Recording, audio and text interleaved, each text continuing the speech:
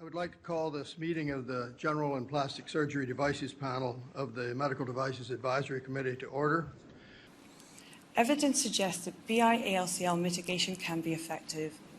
To mitigate the introduction of bacteria in the surgical environment and subsequent biofilm formation on higher surface area implants, an enhanced 14-point aseptic protocol has been proposed.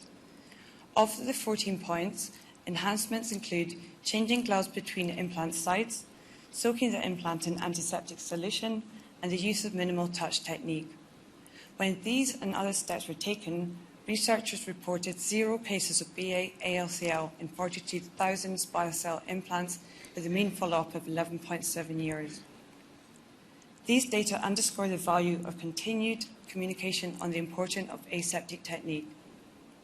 Sientra's Surgical Best Practices 14-Point Plan is authored by expert BIA-ALCL researchers, and this resource educates surgeons on best surgical practices to reduce bacteria-related implant complications.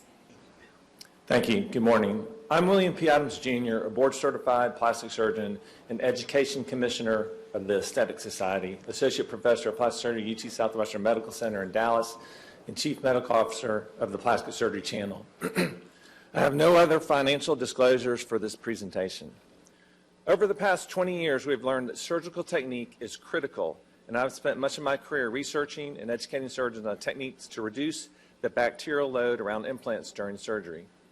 Techniques including the 14-Point Plan have reduced documented risk of capsular contracture from 50% 30 years ago to less than 1% in the past 5 years. We are confident that these bacterial load reducing best practice techniques will have similar risk reduction of ALCL for patients. Clinical evidence for this risk reduction in ALCL includes a study published in 2017 that you see here by 8 global surgeons using the same 14-point plan at the time of surgery in 42,000 macrotextured implants. The expected number of ALCL cases was 14, yet the actual number of cases in this study was 0. The limitations of many of these clinical trials is that struggle to meet the levels the FDA required for patient follow-up. In my experience, patients who are doing well often just don't want to come back for follow-up, and this can be a real challenge that we all face. Smooth and textured, shaped and round implants each provide benefit to address challenging anatomical issues in both aesthetic and reconstructive breast surgery patients, and the implant choice must be balanced against the risks associated with each of these. Furthermore, I occasionally use textured implants. I use evidence-based medicine for that, and the data has demonstrated that bacteria as the probable cause of ALCL. So by using specific surgical techniques to reduce bacteria, I can reduce the risk of ACL to my textured implant patients, as Dr. Adams had mentioned. Good morning. My name is Terry McGregor. I traveled from Ontario, Canada at my own expense. 4 years ago, I was diagnosed with ALCL. From breast implants, they were 6 years old. My diagnosis was stage 4. The joy of life was cut short by a profit-driven man-made cancer. Life as I knew it ceased to exist. Clinic appointments, tests, exams, chemotherapy, debilitating side effects, and excruciating procedures drained my reserves. I failed 6 rounds of CHOP. I failed relapse chemotherapy, and my prognosis changed to terminal with 4 to 6 months to live. I received brentuximab under clinical trial through our national healthcare system in Canada, and after 4 rounds, I was NED, no evidence of disease. I underwent a stem cell transplant as my best hope for long-term survival. I've recently been given my second cancer diagnosis, a complication from transplant. Being a vanguard in round 2 for a club I never wanted to join is unbelievable. Our patients are facing reoccurrence and complications from this cancer. I have never been asked to participate in a study for BIA-ALCL. In my deepest thoughts and most private moments, I ask myself if I can endure a repeat of the excruciating effects of treatment.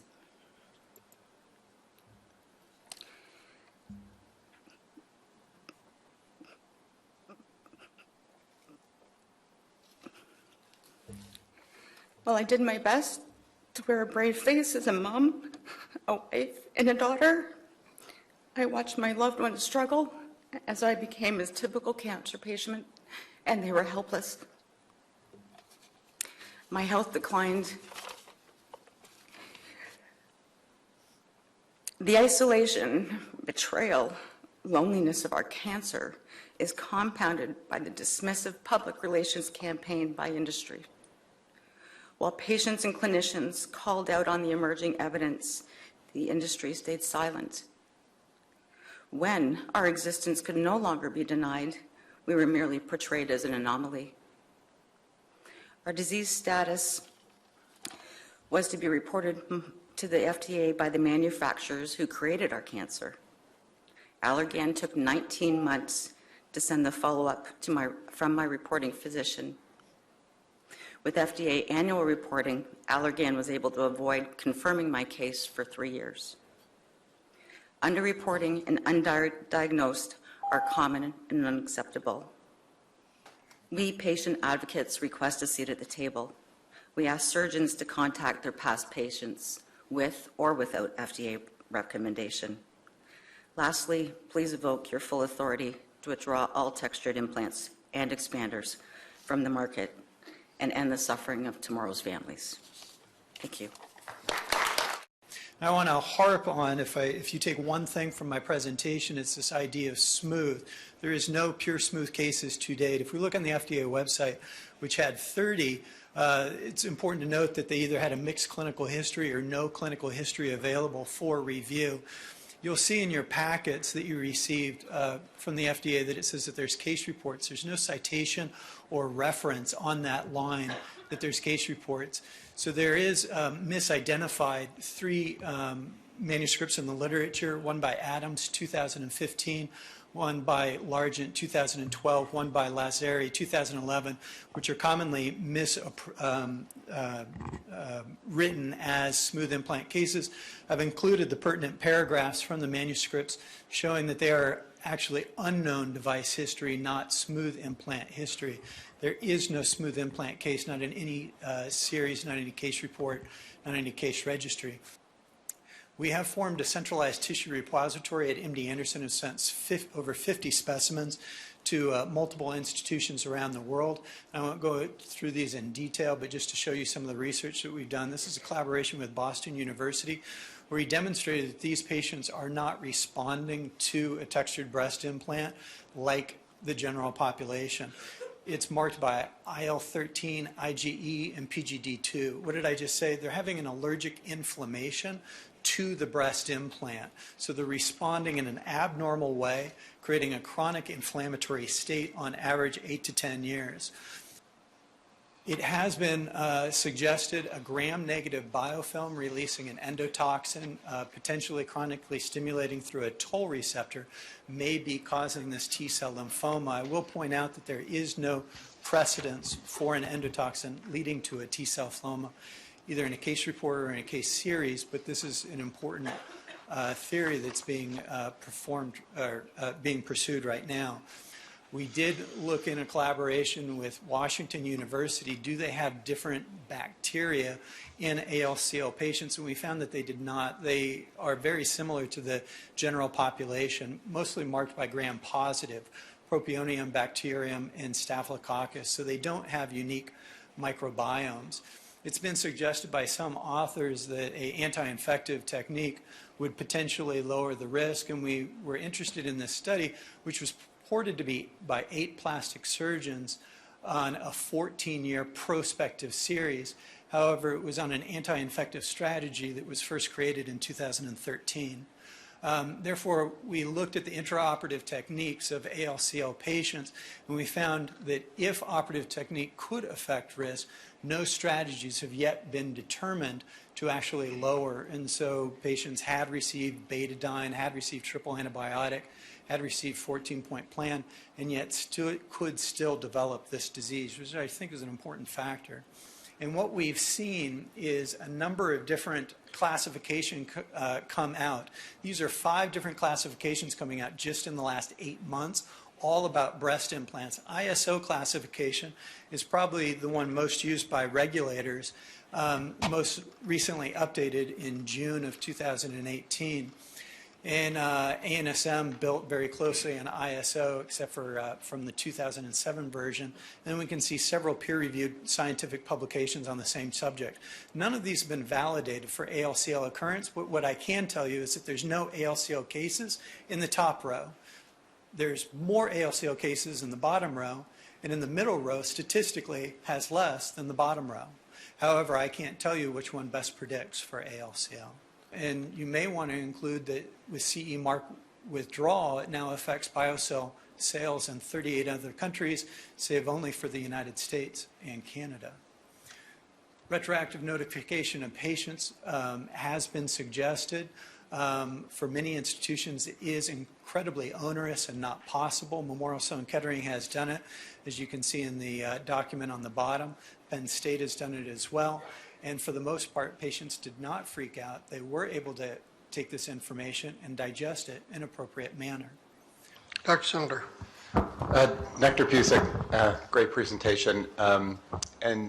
These registries are big, and it's very noble work. But going back to something Dr. Lippman mentioned earlier, and what's going to be your appropriate control population when you're looking at things that you identify in NBIR, and how will you know whether it's different than what you would expect in women who never had a breast implant? Mm-hmm. Yeah, I think there's different ways that we're going to triangulate on this. I think it depends, and we also can lean on thinking about the experience of other registries and completely other experiences. And will the registry potentially have funding to support that? Because you're talking about that's 1,700 a day, basically, that are coming in. That's a massive data collection effort. Correct. I think it's a massive data collection effort. I think it's a necessary data collection effort, and we have used a stakeholder model of funding, and that model will continue. Hi, my name is Raylene Hallra, and I traveled from Missouri at my own expense, and I have no conflict of interest. I was diagnosed with breast cancer at the age of 33. I had a bilateral mastectomy without immediate reconstruction followed by chemotherapy. After the following year of treatment, I was very concerned about not having a chest, and I was struggling. I went to 3 different plastic surgeons for consults on my reconstruction options. All 3 were united, and it was a safe choice to use textured implants as a reconstruction. Upon this, I was part of the 10-year mandated study to follow my reconstruction path. Ironically, I was dropped from that study the same time I was diagnosed with my second cancer, with no reason or notification why. I was diagnosed with BIA-ALCL June 21st, 2013. Yes, a man-made cancer from my breast implants. I was never warned, I was never notified of the risk, and my life was forever changed again from another cancer diagnosis. When I was diagnosed, I picked up my whole life and moved to Houston, Texas at MD Anderson. On there, you can see in 2018, Allergan came out with a Confidence Plus warranty program. They'll pay up to $1,000 for diagnostic testing and up to $7,500 for out-of-pocket surgical cost. My cost to date at MD Anderson since my diagnosis is $288,133.50. That does not include my lost time working, traveling, or lodging, and I never had to have chemotherapy because of my ALCL. That number would be a lot higher. And I was wondering if you're willing to admit that you could have taken this all away from me. Are you willing to keep these cancer-causing implants on the market and put other kids' mothers at risk? Many of these diseases and symptoms are extremely common. Rheumatoid arthritis, lupus, Hashimoto's disease, all kinds of connective tissue disorders are extremely common. And when an extremely common thing being done 300,000 times a year collides with something else that's common, attribution just because it happened to a person, however sorry I am for that, doesn't prove the connection. So my worry about these databases is there any way we can have something that we develop alongside it that says compared to what? In other words, if we looked, and I'm speaking not proposing, suggesting a thought. For example, if you looked at women who have had all the stress and all the trauma of aromatase inhibitors and mastectomy and whatever, who don't get reconstructed, these are some very unhappy and harmed people. No question about it. So I'm very concerned that you might create a tremendous database, accumulate hundreds of data points about these patients, and then not know quite what to compare it to. And that would be a catastrophe, I think. I think I would just like to echo once again, entering data into registries is very laborious.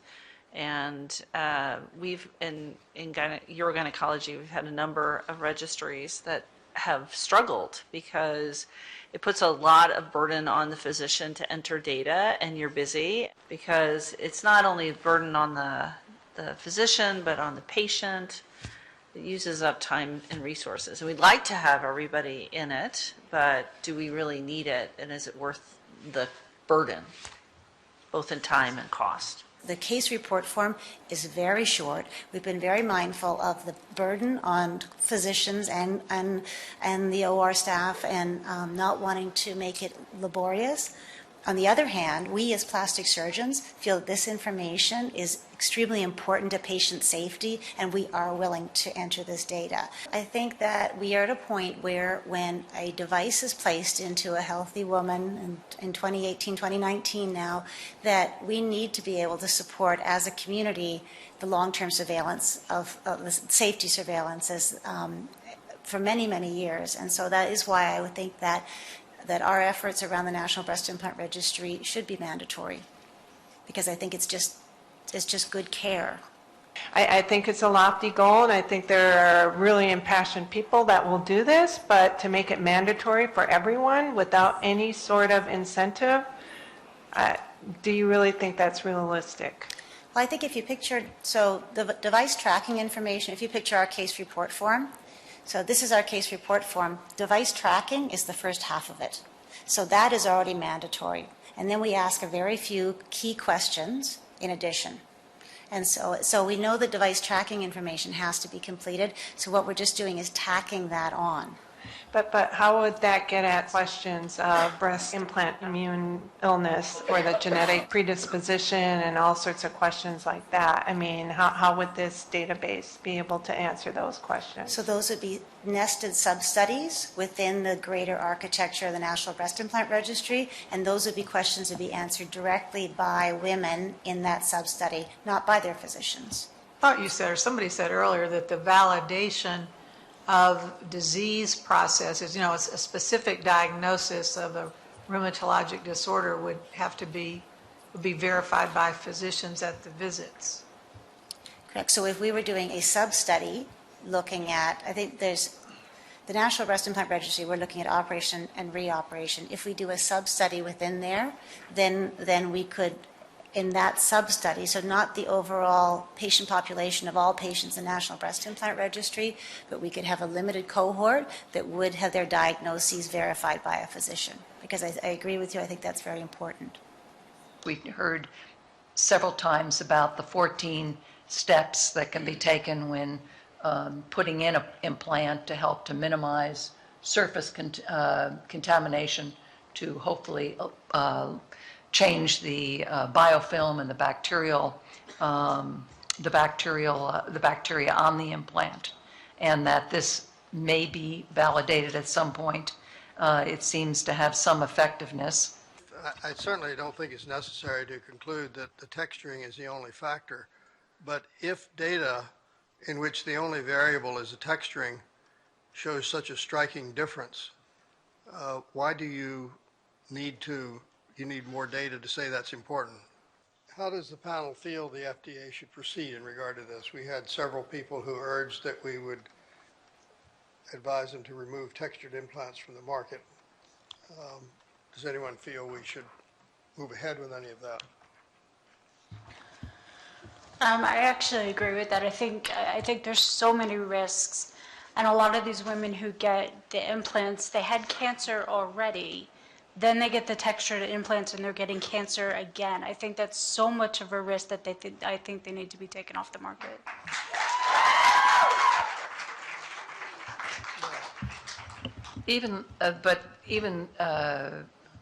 That means we have to use something else to stabilize the implant, or there's just going to be a tsunami of additional reoperations and resurgeries. And those, if you do statistics, may be far more dangerous for people. And there's a real downside to this too, of completely losing texturing will be very problematic. So we found that use of ADM in immediate expander reconstruction was associated with a marginally higher overall complication rate, but had no significant effects on PROs compared with the non-ADM cases. Brand differences were observed for complications, but not for PROs. And finally, ADM, as I mentioned a moment ago, had no significant effect on time to exchange. Our analyses did not evaluate direct-to-implant or DTI reconstructions because we had only a handful of those cases where ADM was not used. We also did not even collect the data point for prepectoral placement because in 2012 and 2015, between those dates, there were very few of those cases. It was not widely practiced as it is now. So again, we get into the moving target issue. Are we as plastic surgeons more critical of results? Probably, but then again, if we can see a difference and the patients can't, it does beg the question, why are we using the material? Perhaps even, Dr. Asher, you might tell us what Sure. you hope to learn here. Right.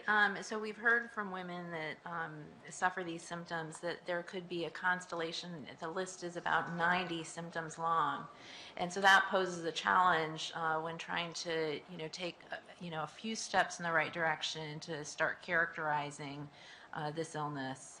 Do we start with the top 5 symptoms? How do we break it down into something that's manageable where we could actually deliberately get results and then move forward from that point? Just a quick follow-up. I mean, again, there needs to be a control group.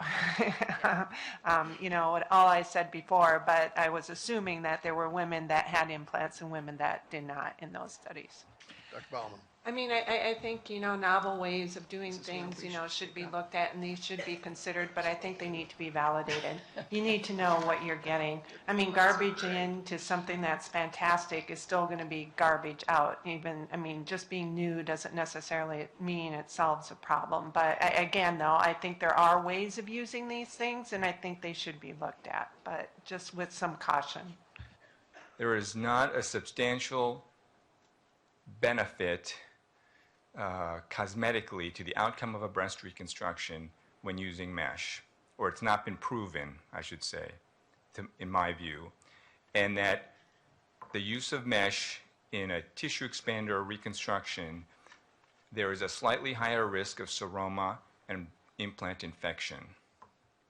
I have seen over the last 20 years that the manufacturers of these biologic meshes market them very heavily, and there's a generation of young plastic surgeons who were residents who were exposed to this marketing, which continues, and there are a handful of highly compensated plastic surgeons who are compensated heavily by the manufacturers to speak about the use of these meshes.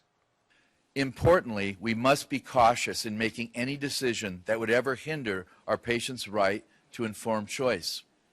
Textured implants, or in certain cases, specific brands of textured implants, have been banned in a few countries overseas. Should we be taking away options from women seeking breast implants?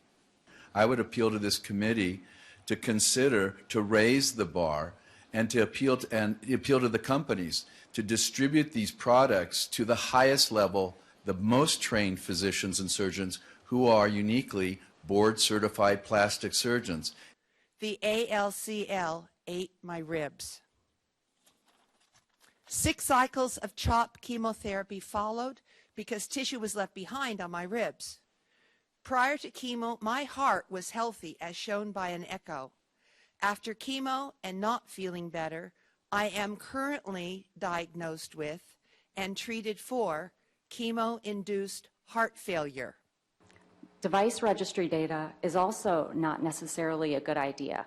There are 120 device registries for breast implants worldwide. The data is not publicly available, and when outcomes are unexpected, the registry does not measure that outcome. Reporting to a registry does not replace adverse event reporting by physicians. I went to the Mayo Clinic to have the other implant, both capsules, lymph nodes, and part of my ribs removed. My 3-month PET scan showed I had 2 more positive nodes that were behind my ribs and could not be surgically removed. I flew to MD Anderson seeking advice from Dr. Mark Clemens, but I eventually went to Mayo and became the first patient with BIA-ALCL to have cryoablation in order to avoid chemo just this January. Unfortunately, 3 weeks ago, an ultrasound showed I developed a mass on my chest wall. Another PET scan showed activity in my nodes. 2 recurrences in less than 8 months of being diagnosed. The thought of going through chemo a second time is terrifying to me. I cried every time I walked through those doors, knowing what it was going to do to me. I'd like to make a comment that I just did not yesterday, and that is there's one particular type of texturing, the salt loss method, that clearly has, well, I shouldn't say clearly, but appears to have a substantially higher risk or is substantially more highly associated with BIA-ALCL, and that texturing has been, I'll say, banned in, we were told, 38 other countries, and I think that should be considered by the FDA in this country. It's so that one particular type of texturing has been identified as being just so much higher at risk of being associated with the lymphoma. It's striking, actually.